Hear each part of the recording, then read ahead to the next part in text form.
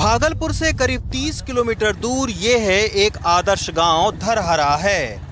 पूरा गांव फलदार वृक्षों से हरा भरा है। गांव के किसी भी कोने में जाएंगे तो पेड़ और झाड़ियों के बीच छिपे इस तरह के नीतीश कुमार के वृक्षारोपण के शिलापट आपको मिल ही जाएंगे।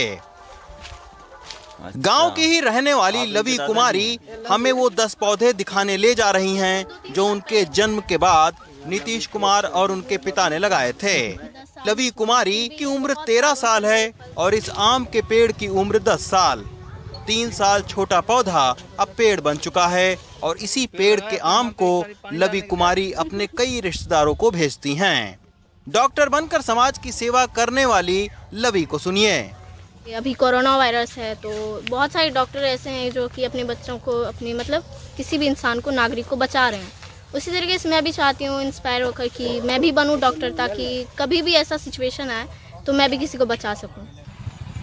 लवी कुमारी के बाद हमने रानी कुमारी के घर का रुख किया।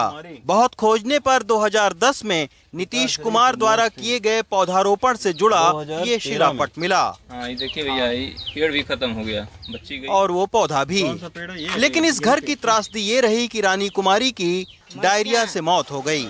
प्राइवेट अस्पताल में कराए गए उसके इलाज के पैसों का सूद अभी तक उसके गरीब माता पिता भर रहे हैं। जिस इंदिरा आवास योजना के तहत मकान बनाना चाहते थे, लेकिन उसके लिए ना तो उन्हें पैसे मिले और ना ही कोई मदद। रानी कुमारी का मन खराब था, अजय कुमार के यहाँ पहले ले गए थे, माँ पर दिखाए, माँ से ठीक हो गया था। 30,000 रुपया माँ खर्चा किए थे।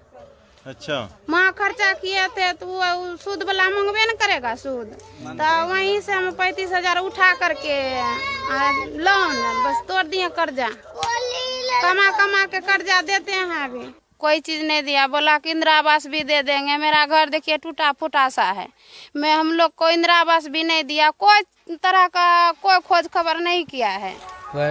बिहार के मुख्यमंत्री रहते नीतीश कुमार गांव में 2010 से 2014 तक 4 बार आए। यहाँ लड़कियों के लिए 10वीं तक सरकारी स्कूल है। गांव की सड़कें पक्की बनी हैं, पानी की टंकी भी लगी है और गांव वाले मानते हैं कि यहाँ काफी काम भी हुआ। लेकिन अब उनकी शिकायत है कि जब से नीतीश कुमार ने आना बंद किया है, अफसरशाही और भ्रष्टाचार बढ़ गया है। गांव के विकास के काम भी रुक से गए हैं। तो नीतीश कुमार से खुश हैं कि नाराज हैं? नहीं, फिलहाल तो खुशी है। लालू यादव से तो खुशी है। अच्छा, उसके बनस्पत ठीक है, लेकिन इनके राज में अफसरशाही बढ़ा हुआ है। जी हाँ, अफसरशाही इतना बढ़ा हुआ है कि मेरे प्रखंड में भी कहीं भी जा सकते हैं, बिना घूस का किसी विभाग में पैसा दिए काम नहीं होगा। नल जल लगाया हुआ है, उसका हम ऑपरेटर हैं। पानी यहाँ चलता है, लेकिन पानी आयरन युक्त है।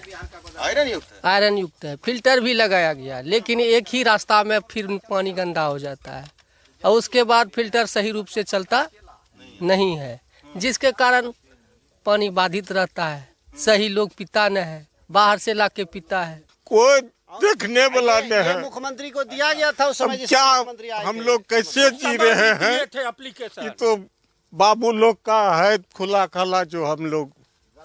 अच्छा, लेकिन हम लोगों को कोई रास्ता नहीं है निकास।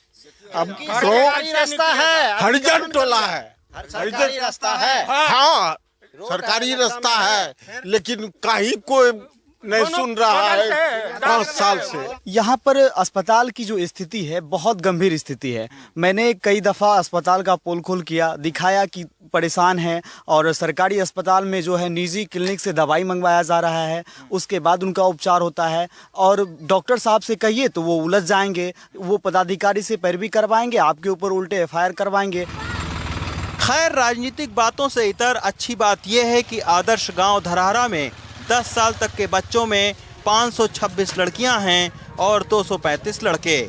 गांव की लड़कियों का अनुपात बढ़ने और हर लड़की के जन्म पर 10 फलदार पौधे लगाने की वजह से आम, पपीता और केला की पैदावार भी बढ़ी है। गांव काफी संपन्न हुआ है। ये बिहार का अंगिका क्षेत्र है और अंगिका में एक गीत गाया जाता है कि बिटिया जन्म में पेड़ लगाबो, संग संग लाभो पायो नी। तो इस गांव और परंपरा के नाम पर बिहार सरकार ने अपना नाम तो चमकाया, लेकिन ना तो इस गांव को और ना ही इसके पर्यावरण मॉडल को आगे बढ़ाया। भागलपुर से मुन्ना के साथ रवीश रंजन शुक्ला, NDTV इंडिया।